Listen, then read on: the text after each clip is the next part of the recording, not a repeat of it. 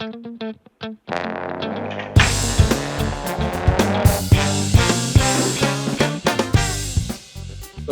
the name Mr. Motorbike comes from a story that I love about my friend Mike Nelson arriving to a salsa festival. So, Shai gave me a call very last minute, needing a trombonist because Matt's car had blown up and he wasn't going to be able to make the gig. Unfortunately, it was during rush hour, so I told him the only way I could do it is if I could take my motorcycle. And so I threw my horn on my back, headed over there, broke a few laws, but came in right as the band was playing the first song.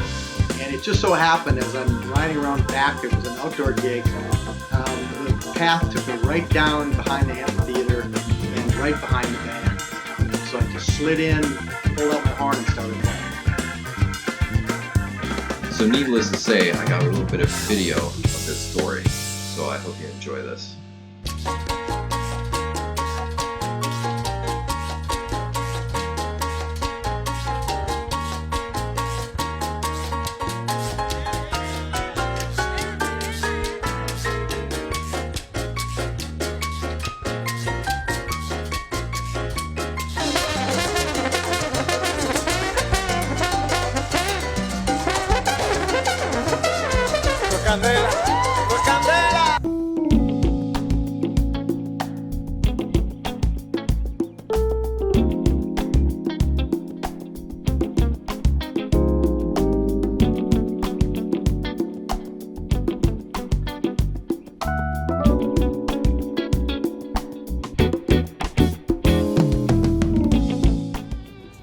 My favorite part of this video is Mike Nelson just destroying a solo and then rolling off into the sunset on his motorcycle.